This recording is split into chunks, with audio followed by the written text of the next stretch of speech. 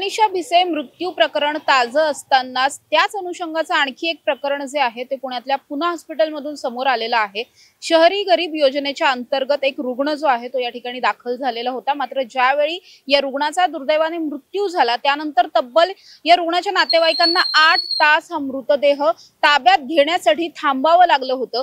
नेमकं कारण काय होतं हे मी त्यांच्याकडून जाणून घेणार आहे। माझ्याबरोबर रुग्णांचे नातेवाईक आहेत। सर, काय नेमकं झालं होतं? कधीपासून हे रुग्ण तुमच्या या ठिकाणी ऍडमिट होते आणि नंतर नेमकं काय? प्रसाद पाठक, वय वर्ष 53, हे माझ्या चुलत बहिणीचे मिस्टर आहेत, माझे दाजी आहेत, भाऊजी आहेत। ते या ठिकाणी गेले 7-8 महिने विविध व्याधींसाठी उपचार घेत होते। म्हणजे वेळोवेळी ते ऍडमिट होणं, घरी जाणं असं त्यांचं चालू होतं। आणि त्यानंतर दुर्दैव असं की 25 तारखेला म्हणजे परवा रात्री 1:30 वाजता त्यांचा मृत्यू झाला उपचारानंतर। आणि 1:30 वाजता जेव्हा मृत्यू झाला, आम्ही या ठिकाणी होतो आणि आम्ही रात्री त्या ज्या काउंटरला आलो, त्यांच्या बिलिंग काउंटरला, की आता प्रोसेस काय, आम्हाला आता मृतदेह तर न्यायचा आहे, बॉडी न्यायची, तर काय फॉर्मॅलिटीज काय। तर त्यांनी असं सांगितलं की तुम्ही शहरी गरीब योजनेच्या अंतर्गत आहात पुणे महानगरपालिकेच्या, तर तुम्हाला ती जी योजना आहे त्यासाठी बिल तुम्हाला सकाळीच आकारलं जाईल। म्हणजे जी प्रोसेस आहे ती सकाळी 8:30ला केली जाईल आणि त्यानंतर तुम्हाला मृतदेह ताब्यात घेता येईल। आम्ही त्यांना विचारलं मग पर्याय मार्ग काय? हे तर चुकीचं आहे की आम्ही बिल भरायला तयार आहे ना, काय बिल येईल ते, पण तुम्ही आत्ताच माणूस तुमचा पाहिजे ना इथे उपलब्ध कर्मचारी। त्यांनी असं सांगितलं मग दुसरा पर्याय असा आहे की तुम्ही जे काही बिल आलं असेल इनऑल ते संपूर्ण बिल भरा आणि नंतर तुमचा क्लेम त्या योजनेअंतर्गत म्हणजे आकारला जाईल। तर त्याला आम्ही थोडासा विरोधच केला की असं का, आम्ही शहरी गरीब योजनेअंतर्गत तुमचा कर्मचारी किंवा ती सिस्टीम तुमची इथे अवेलेबल नाहीये, आम्ही पैसे भरायला तयार आहोत। पण त्यावेळी असं झालं की थोडा आम्ही मानसिक स्थिती आमची किंवा आमच्या कुटुंबाची वेगळी होती म्हणून, आणि रात्रीचे 2-2:30 वाजलेले होते, 3 काहीतरी वाजलेले होते। मग त्यानंतर आम्ही पुढचं वैकुंठ असेल किंवा पास काढणं असेल या सगळ्या फॉर्मॅलिटीज पूर्ण करेपर्यंत 4:30-5 वाजले आणि आम्ही 8:20ला पुन्हा मी इथे आलो। म्हणजे मी स्वतःच होतो या सगळ्या प्रक्रियेमध्ये। मी पुन्हा इथे आलो 8:20ला आणि 8:45ला त्या मॅडम आल्या, म्हणजे आम्हाला 8:30ला बोलवलं होतं, त्या ज्या मॅडम कुणी होत्या त्या 8:45ला आल्या। 8:45ला मी त्यांना विचारणा केली की मॅडम असं असं रात्री जी घटना घडली महेश पाठक, तर त्यांचा मृतदेह यायचा, आता प्रोसेस काय किंवा बिलिंग, आम्हाला मृतदेह लवकर घेऊन जायचं आणि आपण तो मॉर्चरीमध्ये रात्री ठेवला होता। त्यांनी सांगितलं सर तुम्हाला थांबावं लागेल, 9:30ला आमच्या अकाउंट सिनियर मॅडम येतात, त्यांची फाईलवर साईन होईल आणि ती साईन झाल्यानंतर पुढे प्रोसेस होईल। मग थोडा मी म्हणाले की म्हणजे ह्याच्यात परत 1 तास 2 तास 1.5 तास जाण्याची, हो म्हणले आता ती प्रोसेस आहे तर ते घडणारच। मग मी तिथले जे कोणी प्रशासकीय अधिकारी असतील त्यांच्या अंतर्गत त्यांचा नंबर घेण्याचा किंवा त्यांना भेटण्याचा प्रयत्न केला, पण ते 10-10:30च्या पुढे येतात किंवा 10-10:30ला येतात असं कळलं। आणि सुदैव असं आमचं की एवढ्या महिने हे लोक म्हणजे तिथे पेशंट ऍडमिट असल्यामुळे एक तिथल्या सिस्टर का कोणी होत्या, त्यांनी हे सगळं प्रकार ऐकलेला होता आणि त्यांनी थोडी मदत केली आणि 9:15ला मला त्यांनी सांगितलं की तुम्ही बॉडी घेऊन जाऊ शकता। आणि आम्ही तर बिल किती झालं हे मी जेव्हा विचारलं तेव्हा त्यांनी सांगितलं नाही बिल काही झालेलं नाहीये, उलट 7,000च्या आसपास काहीतरी आम्हीच तुम्हाला रिफंड देणार आहोत। तर मी तिथे पण त्यांना म्हणले की हे तर बघा, म्हणजे रात्रीच हे झालं असतं तर आम्ही मृतदेह नेला असता।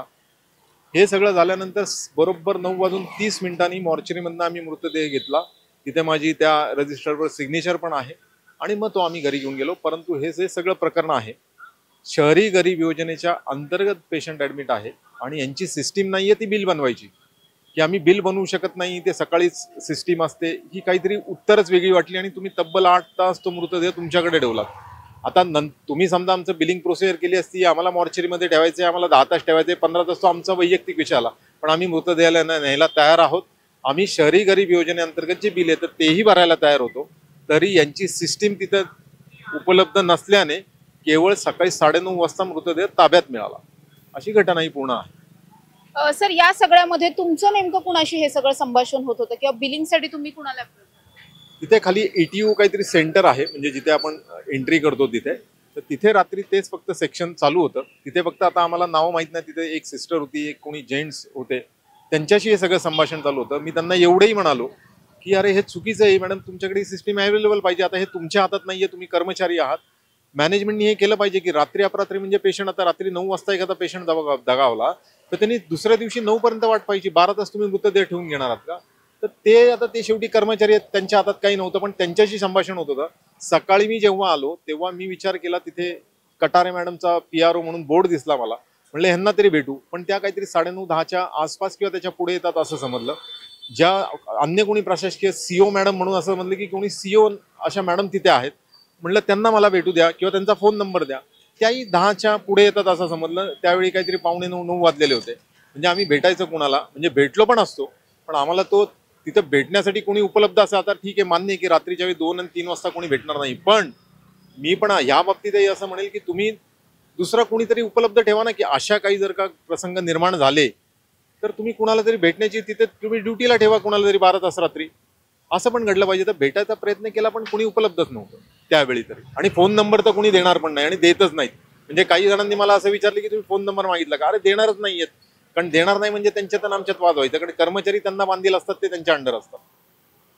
म्हणजे या सगळ्यामध्ये हॉस्पिटल हे खरं तर इमर्जन्सी सेवेच्या अंतर्गत येतं, मात्र इमर्जन्सी सेवेचा पण त्यांनी काहीतरी एक टाइम पिरियड ठरवून घेतला आणि तेवढ्याच टाइम मध्ये काम चालतंय अगदी बरोबर आहे की अहो हे तर अगदी दुर्दैव म्हणायचं, आणि माझं पण हेच म्हणणं आहे, तुम्ही ती सिस्टीम ठेवा. माझ्या आधी असे कित्येक मृत म्हणजे व्यक्ती झालेले असतील आणि त्यांच्या नातेवाईकांना हा मनस्ताप 100% सहन करावा लागलेला असेल, पण आता त्यांनी कोणी बोललं नाही किंवा त्यांना ही सिस्टीम माहीत नसेल, ते अनभिज्ञ असतील त्या बाबतीत, आणि कोणी पुढे येत नाही. आता मी काल महापालिकेमध्ये लगेच मी म्हणजे दुपारी सकाळी 10:30 वाजता जेव्हा आम्ही वैकुंठला गेलो होतो, 10:30 वाजता तिथे मी जेव्हा पाससाठी का नोंदणी करायला गेलो त्यावेळेस मी तिथनं फोन केला होता. म्हणजे तो टोल फ्री क्रमांक आपल्या महापालिकेने दिलेला आहे तक्रार निवारणचा, तिथेही मी तक्रार दाखल केली. त्यानंतर जेव्हा आमचं 1च्या सुमारास जेव्हा अंत्यविधी उरकले तेव्हा आम्ही पुढचं घरी वगैरे जाऊन मी आंघोळ करून मी पुढे महापालिकेत 3, 3:15 दरम्यान हा अर्जही दिला आरोग्य प्रमुखांना. आणि हे कोण पुढे येत नाही, कारण लेखी तक्रार करत नाही. लोकांना असं वाटतं की त्याचा पुढे त्रास होतो किंवा काय करायचं, लोक तेवढ्यापुरते आपण म्हणजे वाद करतो तिथे, पण मला तिथे वादच घालायचा नव्हता. मी वादही घालू शकलो असतो किंवा मी कुणाशी संपर्क साधून एखाद्या मोठ्या व्यक्तीशी की मृतदेह, पण मला सिस्टीम बरोबर जायचं होतं, नियमाने जायचं होतं. ठीक आहे, तुमचा तो नियम आहे ना, ठीक आहे आम्ही पाळतो. मग आम्ही 8:30 पर्यंत थांबलो ना सकाळी, मग 8:30ला जेव्हा आम्ही येतोय त्याच्या पुढे परत तुम्ही 2-3 तास आम्हाला थांबायला लागता. इथे आमचा पारा थोडासा मला म्हणजे जो अन्याय वाटला तो हा, ठीक आहे तुमच्या सिस्टीमने आम्ही चालतो, चला तुम्ही 8:30 म्हणताना आम्ही 8:30ला येतो. मग तेव्हा तरी 8:30 मध्ये मी म्हणत नाही 8:30ला म्हणजे 8:30 डॉटला तर आमची फाईल तयार पाहिजे. एक अर्धा तासात तरी आमची प्रोसिजर करा. तीही कुठली सुविधा उपलब्ध नाही. म्हणजे यांनी टाइम पिरियड तर कुठला पाळलाच नाही. आणि सगळ्यात वाईट, अरे ती व्यक्ती गेलेली आहे, त्याला डिस्चार्ज देऊन आम्हाला घरी नाही न्यायचं आहे. ती व्यक्ती गेलेली आहे, ती भावना तुमच्या मनात नाही. आणि तुम्ही जर का अशी अडचण आली, तुम्ही तुमच्या वरिष्ठांशी बोला किंवा एकदा वरिष्ठ इथे उपलब्ध ठेवा कायम 24 तास. ड्युट्या तुमच्या अपॉइंट करा, 3 शिफ्ट ठेवा, 2 शिफ्ट, तो तुमचा प्रश्न आहे मॅनेजमेंटचा. पण हा त्रासच झालेला आहे आणि याच्या आधी कित्येक पेशंटला हा त्रास सहन करावा लागला असेल, पण कोणाला ते माहिती नसेल, कोणी पुढे आले नसेल किंवा लोक घाबरतात थोडी ह्या प्रक्रियेला आणि त्यांना माहिती पण नसते. सर, तुम्ही सांगितलं की तुमचा जो रुग्ण होता तो शहरी गरीब योजनेच्या अंतर्गत या ठिकाणी दाखल झालेला होता. ही योजना नेमकी काय आहे हेही अनेकांना माहित नसतं, त्यामुळे तुम्ही नेमकी ही सगळी प्रोसिजर कशी केली, ही योजना नेमकी काय? आता ही शहरी गरीब योजना जे अल्प उत्पन्न गट आहे त्याच्या अंडर जी लोक असतात, ज्यांचं इन्कम सोर्स कमी असतो, अशा यांना ही योजना म्हणजे उपलब्ध असते. आणि मी तर म्हणतो की ज्यांना ही योजना माहीत नाही आहे, म्हणजे कित्येक असे पेशंट आहेत की समजा 1 लाखाचं त्यांचं ऑपरेशन आहे किंवा खर्च झालेला आहे, त्यांनी जर काय शहरी गरीब योजनेअंतर्गत तिथे नोंदणी केली, ते कार्ड काढून ठेवलं वर्षभरासाठी, त्याची काहीतरी वर्षभर मुदत असते, नंतर तुम्हाला परत ते घ्यावं लागतं, तर त्याच्या अंतर्गत तुम्हाला म्हणजे किमान 50% तरी तुम्हाला तो चार्ज कमी होतो आणि आपले पैसे वाचतात आणि आपल्याला सुविधाही मिळते. तर याचा लाभ पण म्हणजे जे पुणेकर आहेत आपल्या PMCच्या अंडर आहे. आणि सगळ्यात चांगलं, मी पण आज सांगतो की मी पण एक महापालिकेचाच कर्मचारी आहे, मी फायर ब्रिगेडला एम्प्लॉई आहे.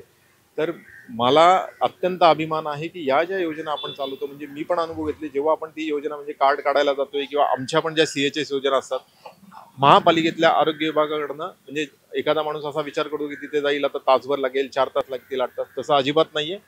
पटकन तुम्हाला तिथे जे काही डॉक्युमेंट्स असतील किंवा तुम्हाला जे काही पत्र द्यायचं असेल ते खरंच कॉर्पोरेशनच्या आरोग्य विभागाचे जे काही कर्मचारी आहेत ते लवकर ती प्रोसेस करतात.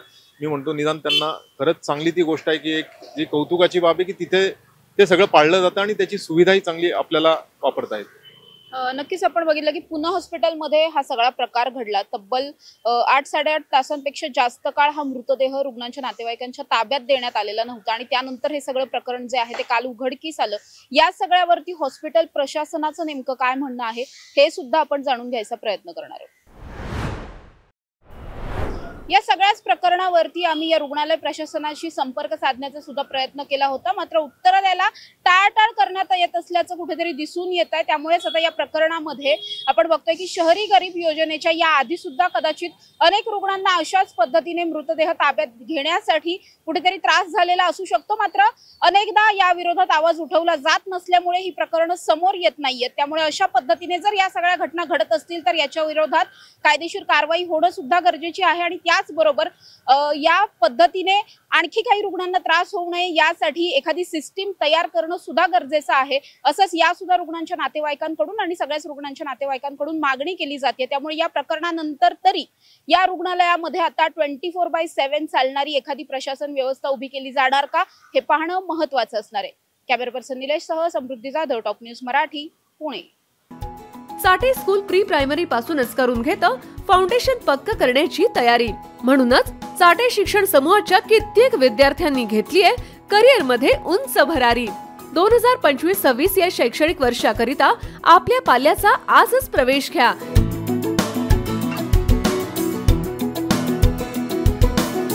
प्रवेशासाठी पत्ता Shri park society, Balaji hospital समोर, खराडी बायपास, पुणे 14। संपर्क क्रमांक 9372619453 किंवा 9372619483 किंवा 9372619484। फाउंडेशन उत्तम, प्रगती सर्वोत्तम। साठे फाउंडेशन, नो टेन्शन।